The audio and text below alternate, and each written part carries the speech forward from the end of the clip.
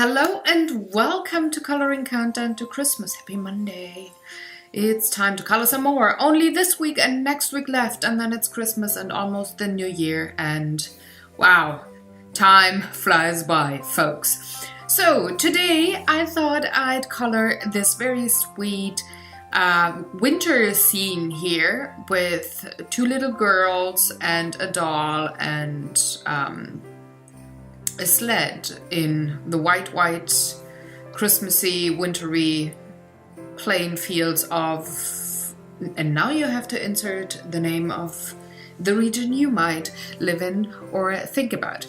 So I did use polychromos for coloring this time around. I'm having quite a lot of white space because, well, it's snowing and there's snow on the ground and there's lots of white that I quote-unquote just have to shade. And the main thing to color here is the focal point. All the background is hardly colored at all. So as the focal point, I do see the two girls, the sled and the doll, the house and the tree and the, tiny hills of snow are all just background there. So I'm being very minimalistic with the colors there, but I'm being very bright and vibrant for especially coloring the girls, because I really want them to pop against what's gonna be a very white-ish background, very subtle background.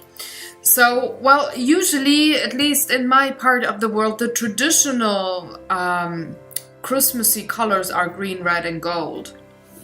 And I only like that to a certain extent.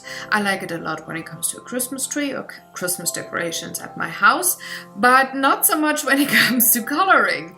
So especially for winter scenes, I like to venture out and go for the maybe modern style, or what I also did before in other coloring countdowns to Christmas, I go for the vintage style, because this coloring book here is a vintage Christmas greeting card themed coloring book, so of course I can get away with the vintage look. But for this one here, I did think, okay, maybe a bit more modern, but not to the point that it's 21st century looking when it comes to the colors, but something that could have been happening late 1940s, early 1950s from the colors. If you remember back to those days, the colored Christmas cards your family might have received, and you still have them, take a look at them, you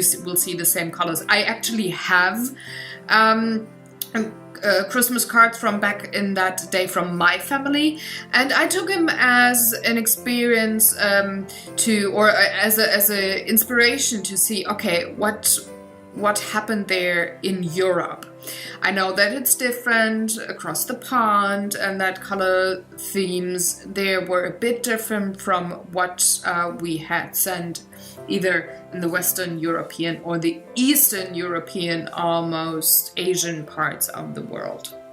So I do have differences from these two European segments as well. It's very interesting. Anyway, once I had the pigment down with my polychromos, I did go over the girls and the sled to, well, smoothen everything out. I used tiny bit of paint thinner. I really find that it works very well. On some papers it works a bit better. Even this one is, yeah, medium grade, but it does the job. It's not working against me, and I can blend out the pigment that I put down very easily. And it makes the colors pop once more. So the teal tint in the turquoise skirt on the right girl is a bit more pronounced than it was without the paint thinner. But yeah, I had to wait for a bit to have everything dried, the paint thinner dried, and then I could go on top with a permanent marker and just whiten out all the snowflakes again, and that is why I was checking back and forth there.